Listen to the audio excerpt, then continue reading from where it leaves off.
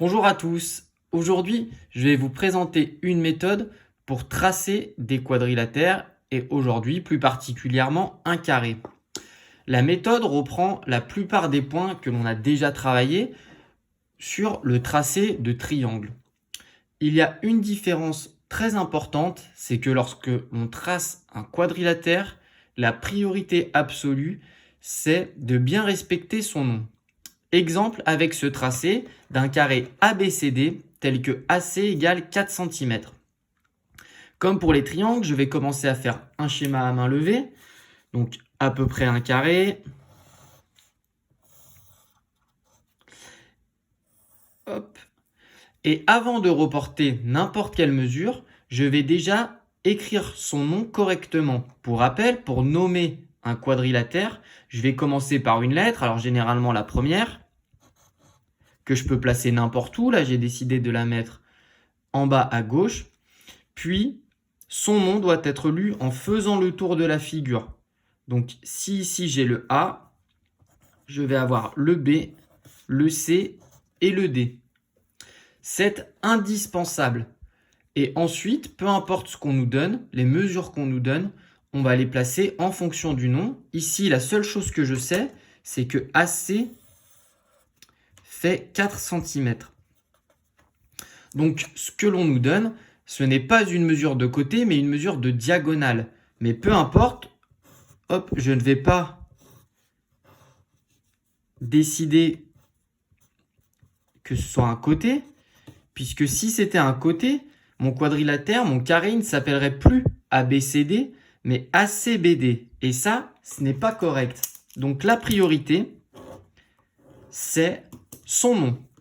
Comme pour vous finalement, hein, comme un être humain, on aime bien se faire appeler par son nom, c'est pareil pour les quadrilatères. Comme un quadrilatère est une figure un petit peu plus complexe à tracer, il y a plus d'informations, il faut chercher de qu'est-ce qu'on sait de ce quadrilatère, sa définition, ses propriétés, etc. pour essayer de rajouter un maximum d'informations sur mon schéma. Moi, ce que je sais du carré, et notamment sur ses diagonales, puisque c'est sur les diagonales qu'on connaît les informations, c'est que ces diagonales se coupent en leur milieu. D'accord? Donc en fait, si AC fait 4 cm, là j'ai 2 cm de chaque côté. Et elles se coupent perpendiculairement.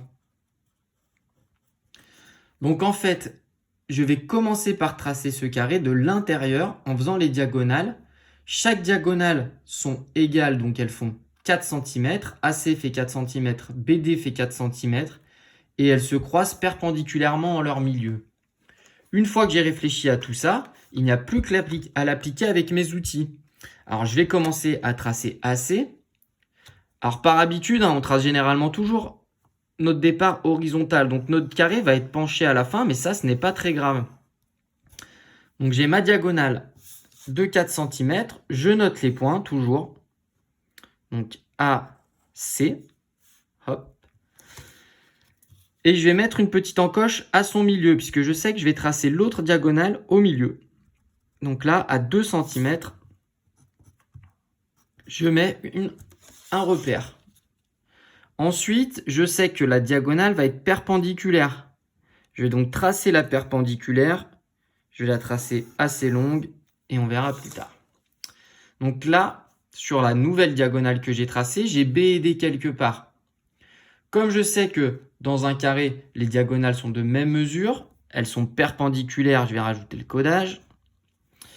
Donc BD fait 4 cm et en plus, elles se coupent en leur milieu. Donc en fait, j'ai 2 cm de chaque côté pour trouver B et D.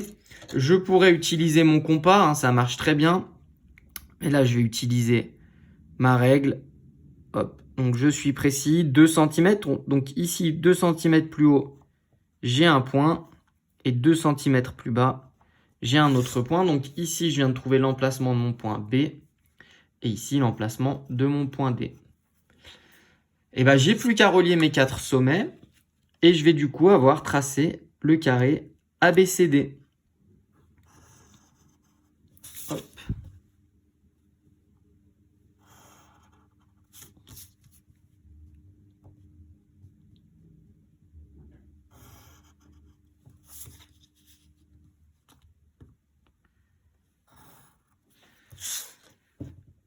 Comme pour les autres figures, je vais laisser apparaître mes traits de construction. Alors mon carré, il est penché, mais c'est bien un carré. Si vous en doutez, hop, vous pouvez le remettre droit. Et là, on voit bien qu'il a ses angles droits. Pas de souci, c'est bien le carré ABCD. Je vais remettre la mesure de ses diagonales. AC fait 4 cm.